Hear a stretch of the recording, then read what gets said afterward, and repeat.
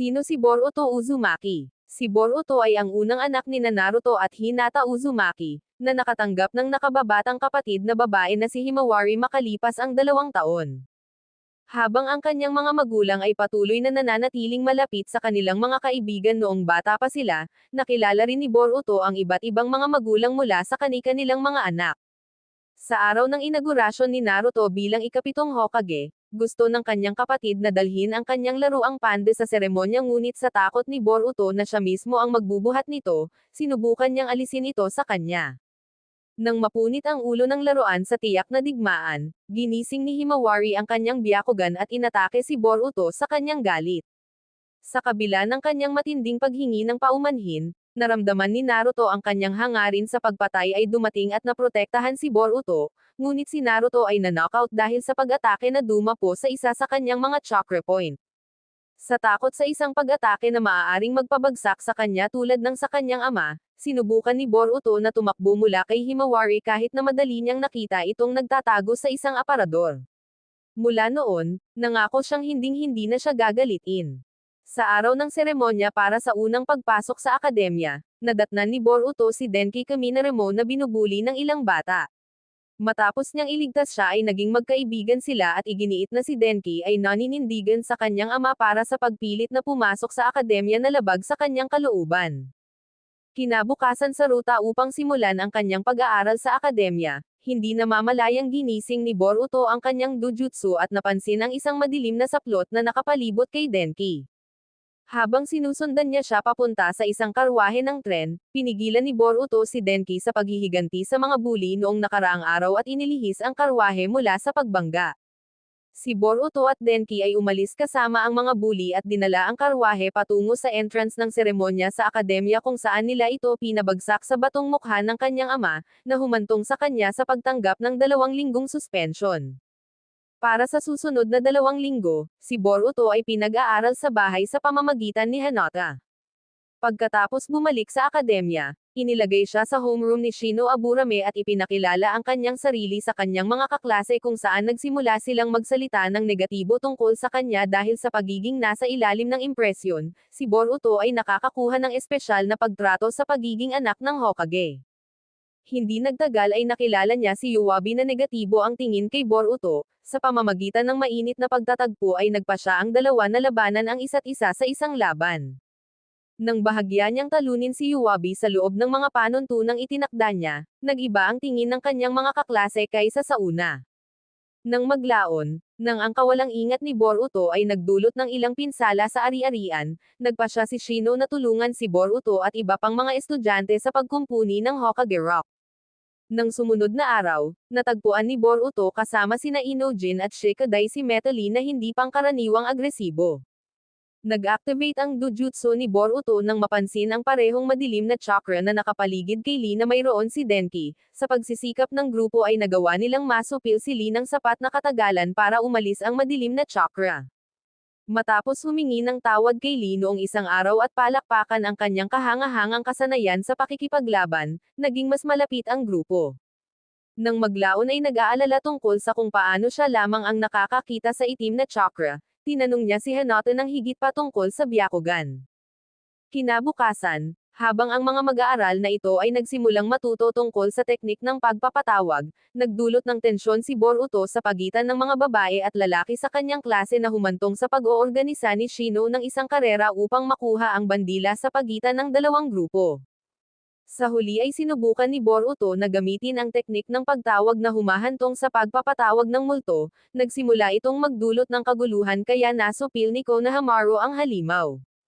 Pagkatapos ay nanalo ang mga babae sa kompetisyon at nakipagkasundo sa mga lalaki. Sa isang araw, nakilala ni Boruto ang bagong lipat na estudyante na si Mitsuki na nakita niyang kakaiba. Pagkatapos sa kanyang mainit na pagtanggap, pinasuko ni Boruto kasama ng ibang mga estudyante ang isang construction worker sa akademya na sinasapian. Sina Boruto, Mitsuki at Shikadai Nara ay tinawag ni Shino sa larangan ng pagsasanay para sa isang extracurricular na klase. Nang lumitaw ang kanilang guro, napansin ni Boruto na siya ay sinapian. Habang ang mga mag-aaral ay inaatake ng kanilang guro, sila ay nakaisip ng isang plano upang supilan ito. Sa sandaling natalo nila siya, natapos ni Shino ang pagliligtas kay Mitsuki at Boruto na nasa bingit ng pagkalunod dahil sa kanilang pagtatangka na talunin si Shino. Nang maglaon, nang ipahayag ni Shino ang kanyang desisyon na magbitiw bilang guro sa kabila ng pagsapi, nakumbinsi siya ng mga estudyante na muling isaalang-alang ang paghingi ng paumanhin para sa kanilang mga naunang pahayag. Nang maglaon ay lumalaki ang pag-aalala tungkol sa kanyang paulit-ulit at tila random na pag-atake, sinimulan ni Boruto at Shikadai na talakayin ang pagsubok na alamin ang pinagmulan sa likod nila at kung bakit tila si Boruto lamang ang nakakakita nito. Nang maglaon ay nakita nila si Mitsuki kasama ang ilan sa mga batang babae na nakaharap kay Magiri Kakurimino, isang mahiyaing batang lalaki na isang estudyante mula sa ibang klase. Habang ini-stalk ng bata si Sumiri nitong mga nakaraang araw, pinilit ni Chocho na maging mas umangat siya sa kanyang nararamdaman. Nang maamo siyang yayain ni Magiri, tinanggihan siya ni Sumiri na iniwan siyang balisa at tumakbo palayo sa kahihiyan. Nang sumunod na araw ay may iba't ibang katakot-takot na mensahe ang naiwan para kay Sumiri habang si Boruto at ang iba ay nagpasya na bantayan siya.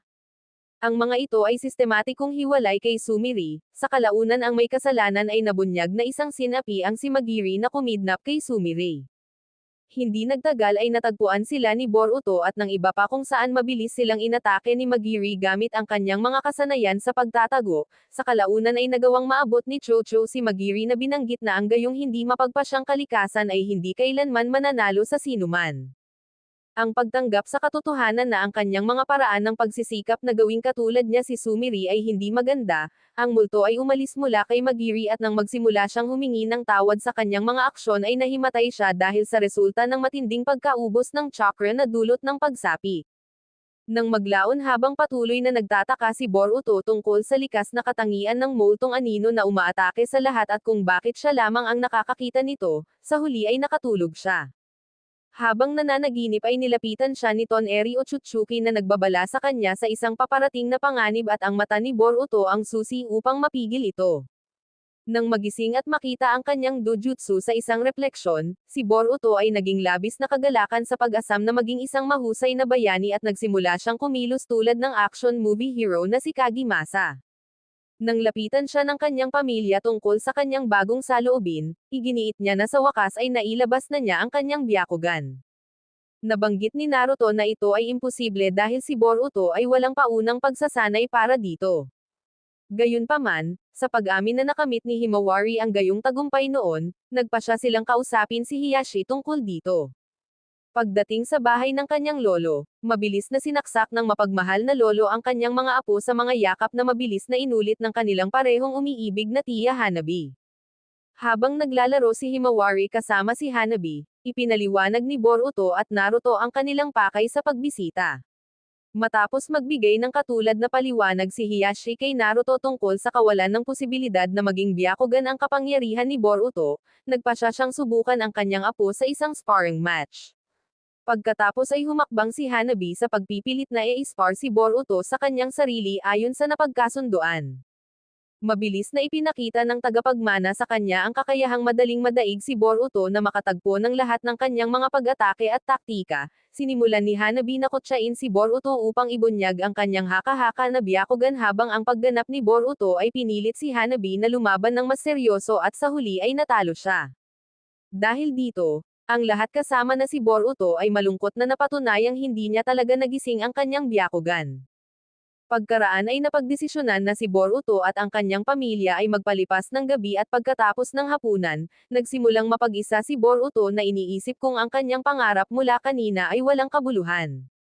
Nilapitan siya ni Hanabi nang makita kung gaano siya kalungkot. Napagtanto na ang mga layunin ni Boruto ay hindi lamang tungkol sa pagpapatunay ng kanyang sarili sa kanyang ama kundi pati na rin sa isang personal na problema. Iginiit niya na ipagpatuloy ni Boruto ang kanyang pagsisikap sa kanyang sarili at humingi lamang ng tulong pagkatapos niyang subukan ang pinakamahirap. Nagpas siyang magpahangin, gumala si Boruto sa nayon kung saan niya nabangga si Sarada. Biglang nag-activate muli ang mata ni Boruto nang mapansin ang isang taong may madilim na anino, napagpasyahan niyang sundan ang pagtuklas na ito ay si Kagimasa ang sikat na bida sa pelikula na labis na ikinagulat ni Boruto ang celebrity ay napakataba. Sinimulan ni Kagimasa ang pag-atake kay Boruto na inilabas ang kanyang mga pagkabigo sa katotohanan na ang kanyang serye ng pelikula ay kakanselahin dahil sa kanyang pagtaas ng timbang at hindi magandang pagdadayet. Habang iniipit ni Kagimasa si Boruto, iniligtas siya ni Sarada at ipinaliwanag ni Boruto ang sitwasyon. Bagamat hindi siya lubos na naniniwala sa kwento, nagtitiwala pa rin siya na hindi nagsisinungaling si Boruto. Kasunod ng plano ni Boruto, naglunsad si Sarada ng shuriken na pag-atake kay Kagimasa na alam na makakaiwas ang bida sa pelikula, nag-disguise ni Boruto bilang isa sa mga shuriken na hinayaan ang kanyang sarili na makalapit ng sapat upang patumbahin si Kagimasa na nagpaalis sa multo. Kinabukasan matapos mabalitaan na bumabalik na ang katawan ni Kagimasa, iniligtas ang kanyang mga serye ng pelikula. Isang mapagmataas na Boruto ang nagtagumpay sa kawalan ng Byakugan, determinadong alamin ang katotohanan tungkol sa kanyang mata. Matapos malaman na ang kanyang ama ay nagsimulang magsiyasat tungkol sa mga random na pag-atake, naging determinado si Boruto na alamin ang katotohanan sa likod ng anino na nagpasya si Boruto na tawagin itong multo. Kasama ni Mitsuki at Shikadai, nag-excuse sila sa klase na may pekeng dahilan. Dahil sa hindi magandang nakasulat na dahilan ni Mitsuki, si Boruto ay mabilis na nalaman at hinarap ng kanyang galit na ina. Kinabukasan ay pinagalitan ni Hinata at Shino, sa huli ay nagpasya na si Boruto ay kailangang kumuha ng mga klase pagkatapos ng klase upang mabawi ang nawalang oras. Nang maglaon, itinalaga ni Shino ang kanyang klase na sumunod sa iba pang mga lugar ng trabaho upang mas maunawaan ang buhay ng hindi shinobi. Nang makita ang pagnanais ni Boruto na ipagpatuloy ang pagpapatrolya sa nayon, banayad niyang nakumbinsi sina Boruto, Shikadai at Mitsuki na subukan ang serbisyo sa Koryo. Habang nag-uuri ng mga selyo, narinig nila sa balita na may nangyaring panibagong pag-atake sa water purification plant kung saan naroon si Sumire. Si Boruto at ang kanyang kaibigan ay mabilis na sumugod sa kanya. Matapos malaman na ayos lang si Sumire, si Boruto at ang kanyang mga kaibigan ay nilapitan ni Naruto na napagtanto na ang mga bata ay nagsasagawa ng kanilang sariling investigasyon sa mga pag-atake. Nagpa siya ang Hokage na ipakita sa kanila kung ano ang nangyayari sa mga taong sinapian ng multo. Dahil sa mahabang panahon ng pagkakasapi, ngayon ay nangangailangan ng masinsinang pangangalaga nito dahil sa halos pagkaubos ng kanilang chakra. Habang iginiit ni Naruto na lumayo sila sa bagay na ito, lumitaw si Shino na iginiit na wag maliitin ni Naruto ang mga mag-aaral matapos makita kung ano ang kaya nila at pumayag si Naruto na ipaubaya ang bagay kay Shino. Habang ipinagpatuloy ni Boruto at ng kanyang mga kaibigan ang kanilang post-work at sinubukang hanapin ang multo, hindi nagtagal ay nalaman nilang sinadya ng nilalang ang pag-atake sa mga lugar na malayo kay Boruto dahil siya lang ang nakakakita nito.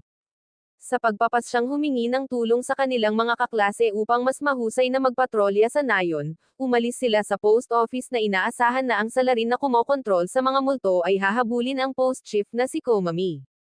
Ang kalahati ng koponan ay sinundan ang tumatakas na salarin habang si Boruto at ang kanyang kalahati ay nanatili upang supilan ang sinapyang si Komami. Habang inililigtas ang post chief, tuluyang nakatakas ang multo at salarin. Habang nagpapatuloy ang klase, si Mitsuki ay patuloy na nagpakita ng kapansin-pansing interes kay Boruto at sa huli ay nagtanong kung maaari siyang sumama sa kanyang bahay para maghapunan na ito'y sinang-ayunan niya. Noong gabing iyon, nagulat si Boruto nang malaman na sasamahan sila ni Naruto sa hapunan. Gayunpaman habang nagsimula ang hapunan, ipinaalam kay Naruto ang isang kakaibang chakra na kumakalat sa buong nayon na nagudyok sa kanya upang umalis. Galit na galit si Boruto nang makitang umalis ang kanyang ama na may kaunting abiso, nakita ang mga tungkulin ni Naruto bilang Hokage at isang taong nagsakripisyo ng mga pinakamalapit sa kanya para sa kapakanan ng buong nayon. Determinado siyang pigilan ang multo bago si Naruto, upang patunayan na mali ang kanyang ama sa kanyang mga pamamaraan. Inihayag ni Mitsuki na alam niya kung sino ang salarin, inangkin ni Mitsuki na ito ay si Sumire habang tinanggihan ni Boruto ang naturang pag-aangkin at ipinaliwanag niya ang layunin ng kanyang pagsisiyasat. Biglang nagkaroon ng malaking lindol na sinundan ng paglitaw ng multo na ngayon ay nasa touchable form na umatake sa nayon. Mabilis na tumakbo si Boruto upang tumulong, sinabi ni Mitsuki kay Boruto na maaari nilang pigilan ang nilalang kung papatayin nila ang Summoner. Tumanggi si Boruto na patayin ang kanyang kaibigan, na nag-udyok kay Mitsuki na pigilan siya gamit ang isang clone ng ahas na natalo niya pagkatapos umalis si Mitsuki. Nang mahanap niya si Mitsuki, pinigilan niya ito sa pamamagitan ng pakikipaglaban kay Sumire at ipinahayag na hindi nag-e-exist ang babaeng kilala nila. Habang uma-activate ang dojutsu ni Boruto, dumating ang Nu mula sa isang portal at dinala si Sumire sa dimensyon nito na humahantong kay Boruto at Mitsuki na sumunod sa kanya. Sa loob, sinimulan ni Boruto na hanapin si Sumire para lamang atakihin ng No. Habang napagtanto ng kanyang kanang mata ang kahinaan ng nilalang, nagawa ni Boruto at Mitsuki na hindi ito makakilos na humantong sa pagpasok ni Sumire upang ipagtanggol ito na nagsasalita ng paghihiganti. Nagkomento si Boruto na hindi sila mapapasabog ng No. Habang tinitignan nito si Sumire, pinapakawalan ng magulang nito ang galit ay humihinang Gousoteno na humahantong sa isang dimensyon. Naninirahan sila upang magsimulang gumuho. Inabot ni Boruto si Sumire at kinumbinsi itong sumali sa pagtakas. Pagdating nila pabalik sa Konoha, si Sumire ay dinala sa kustodiya ni Sai Yamanaka. Bago umalis, ipinaalam ni Boruto kay Sumire na nakaligtas ang No. Makalipas ang ilang oras, napagtanto ni Boruto na ang kapangyarihan ng kanyang mata ay tila ganap na nawala. Nang maglaon, nagpa siya si Shino na palitan ang tatlong lalaki sa team para sa susunod na hamon upang matukoy ang pinakamainam na pagpapares para sa pagtatapos. Iginiit ni Mitsuki na manatili sa koponan ni Boruto at nakipagtulungan din kay Lee. Habang nagsimulang kumalat ang mga alingaw-ngaw tungkol sa kapalaran ni Sumire, hinarap ni Boruto ang kanyang ama tungkol dito at iginiit ni Naruto na habang kailangan niyang isipin ang buong nayon at wala siyang ganap na masasabi, tutulungan niya si Sumire. Nang sumunod na araw sa hamon para sa koponan na kumuha ng bandila, ang pagtutulungan ni Mitsuki at Boruto ay nagawang manalo sa kanilang laban. Pagkatapos sa kagalakan ng lahat, bumalik si Sumire sa klase. Salamat sa panonood. Kung gusto mo ng part 2, mag-comment ka lang sa baba.